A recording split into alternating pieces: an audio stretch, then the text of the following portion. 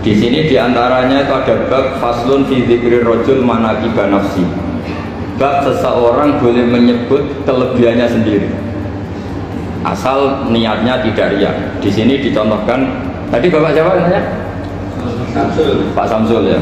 Di sini diceritakan ketika mau masa paceklik, saya ulang lagi masa paceklik, itu Nabi Yusuf karena merasa amanah dan merasa punya kemampuan mengelola ketahanan pangan, beliau bilang ke rajanya, qala ja'alni ala khazainil ardi inni hafizun alim. Raja, jadikan kami pengatur ketahanan pangan karena ini hafizun alim, saya ahlinya dan saya terpercaya. Hanya Nabi Yusuf seorang nabi tentu panutan, beliau menonjolkan kemampuannya itu boleh asal untuk kemaslahatan.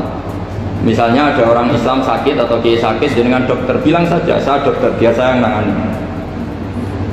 Itu boleh karena motivasi Anda dalam menyelamatkan Pak Kiai tadi atau orang yang sakit, bukan motivasi Anda adalah hadun nafsi, kalau dalam bahasa keinginan apa? Pribadi. Jadi itu boleh. Jadi ini di beberapa contohkan, ya ayuhan nasu ulimna mantiqat thairi wa utina min kulli syai'. Nabi Sulaiman itu bilang gini, wahai para manusia, saya ini bisa bahasa burung apa saja dan saya bisa melakukan apa saja, wa utina min kulli syai'. Nabi Sulaiman ngendikan begitu karena ingin menunjukkan betapa sayangnya Allah ke saya, sampai saking sayangnya Allah saya bisa menguasai bahasa burung, bahasa binatang. Jadi motivasi seorang nabi itu ingin menunjukkan betapa kudrohnya Allah tidak terbatas. Nah buktinya apa ya? Buktinya Sulaiman, sama tak cek, Nabi Sulaiman itu kalau ke masjid itu mesti jagungan sama orang miskin. Terus beliau bilang gini, miskin dan jalisu miskin, ayo podo kiri ini jagungan. Karena beliau dengan kenabiannya meskipun kaya raya itu tidak merasa punya sama sekali karena semuanya milik Allah Subhanahu wa Ta'ala. Dan beliau buktikan beliau kaya raya itu untuk bangun Baitul Maqdis yang semegah itu semuanya pakai asetnya Nabi Sulaiman. Ketika bisa memperkerjakan jin dan setan juga untuk bangun Baitul Maqdis, bukan untuk bangun dirinya, rumah dirinya. Ya ini dicontohkan satu Nabi Sulaiman, dua Nabi Yusuf.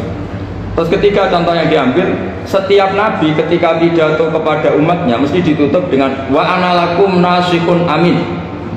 Saya ini adalah penasehat yang terpercaya. Jadi ajaran saya bukan ingin menyesatkan kamu, menyengsarakan kamu, tapi wa analakum nasihun amin. Saya adalah penasehat yang baik. Artinya akan menonjolkan dirinya. Jadi boleh asal itu untuk kemaslahatan.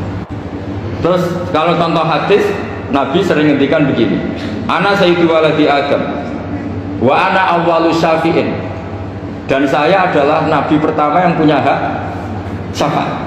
Tapi Nabi ngendikan seperti itu supaya orang punya harapan ketika di mahsyar. Sudah kalau di mahsyar nyari saya karena saya diberi hak syafaat. Jadi asal niatnya untuk maslahat gak apa-apa. Makanya saya sering di mana-mana sering cerita, saya ini menekuni fikih supaya orang kalau belajar fikih jelas ke saya Pak. Kalau saya tidak ngomong, orang keliru guru. Tapi ya harus ada buktinya. Nanti ngomong ahli dok, ada ahlinya ya kan.